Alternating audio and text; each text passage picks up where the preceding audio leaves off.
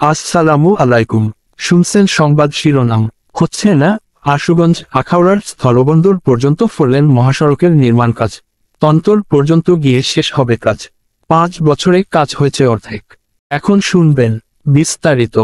ব্রাহ্মণবাড়িয়া আশুগঞ্জ নৌবন্দর থেকে আখাউড়া স্থলবন্দর পর্যন্ত 4 লেন মহাসড়ক হচ্ছে না। প্রকল্পের 3টি প্যাকেজের মধ্যে একটি প্যাকেজ বাদ দেওয়ার সিদ্ধান্ত হয়েছে। ফলে আশুগঞ্জ থেকে আখাউড়ার তন্তর পর্যন্তই 4 লেন সড়ক নির্মাণ কাজ সীমাবদ্ধ থাকবে। বাদ দেওয়া হয়েছে তন্তর থেকে আখাউড়া স্থলবন্দর পর্যন্ত 4 লেন করার কাজ। এদিকে নির্ধারিত সময়ে শেষ হচ্ছে না প্রকল্পের অন্য 2 প্যাকেজের কাজও। এর জন্য আরও 2 বছর সময় বৃদ্ধির প্রস্তাব করা হয়েছে। প্রকল্পের 5 বছরের মেয়াদকালে গড় পর্যায়ে কাজ হয়েছে অর্ধেকের চেয়ে কিছু বেশি।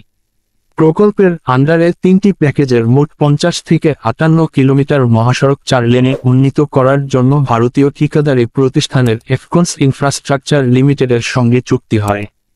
ভারতীয় ঋণ সহায়তা ও বাংলাদেশ সরকারের যৌথ অর্থায়নে 5,791 কোটি টাকার এই প্রকল্পের কাজ শুরু হয় 2020 সালের ফেব্রুয়ারিতে। কাজ সম্পূর্ণ হওয়ার কথা ছিল এই বছরের 30 জুন। শুরু থেকে নানা কারণে পিছিয়ে যায় প্রকল্পের কাজ। আওয়ামী সরকারের পতনের পর এই সড়ক নির্মাণ কাজ অনেকটাই অনিশ্চিত হয়ে পড়ে। 2024 সালের 10ই আগস্ট ভারতীয় ঠিকাদারি প্রতিষ্ঠানের কর্মকর্তা-কর্মচারীরা চলে যান নিজের দেশে। কয়েক মাস পর তারা ফিরলেও কাজ চলতে থাকে টিমেতালে।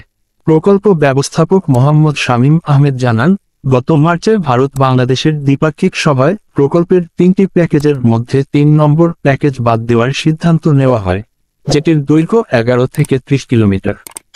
এই প্যাকেজে তন্তর থেকে আখাউড়া স্থলবন্দর পর্যন্ত 4 লেন সড়ক করার কাজ অন্তর্ভুক্ত ছিল। আমরা নতুন করে খরচ কমিয়ে সংশোধিত প্রকল্প প্রস্তাব পেশ করছি।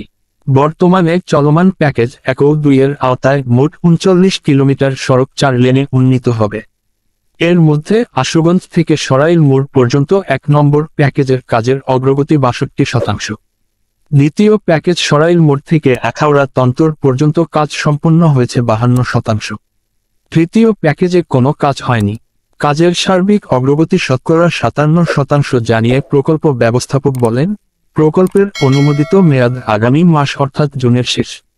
সেক্ষেত্রে আমাদের কাজ যেহেতু এখনো বাকি এবং বিভিন্ন কারণে প্রকল্পের কাজ দেরি হয়েছে, সে কারণে আমরা নতুন করে 2 বছর মেয়াদ বৃদ্ধির প্রস্তাব করেছি।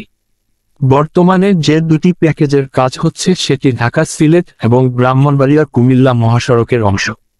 39 কিলোমিটারের মধ্যে 31 কিলোমিটার সড়ক আমরা চালু করে দিয়েছি। বাকি 7.5 কিলোমিটার সড়ক অত্যন্ত দুরবস্থায় রয়েছে, যেগুলো রিপেয়ার করে আমরা যান চলাচল উপযোগী রাখছি। এগুলোতে পার্মানেন্ট কাজ করে 2 লেন চালু করার প্রক্রিয়া রয়েছে।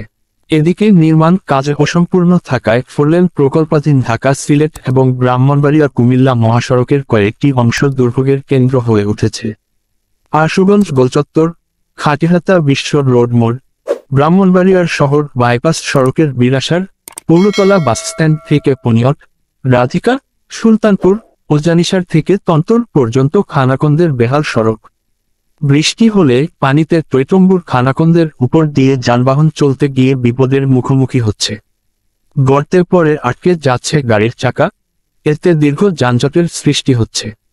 বিশ্ব রোড গোলচত্বরের চারপাশে খানাকন্দের কারণে গত 3 দিন বৃষ্টির পর ঢাকা সিলেট এবং কুমিল্লা সিলেট মহাসড়কে দীর্ঘ যানজটের সৃষ্টি হয়। অতিষ্ঠ হয়ে পড়েন হাজার হাজার যাত্রী ও গাড়ি চালকরা। ব্রাহ্মণবাড়িয়া 24.news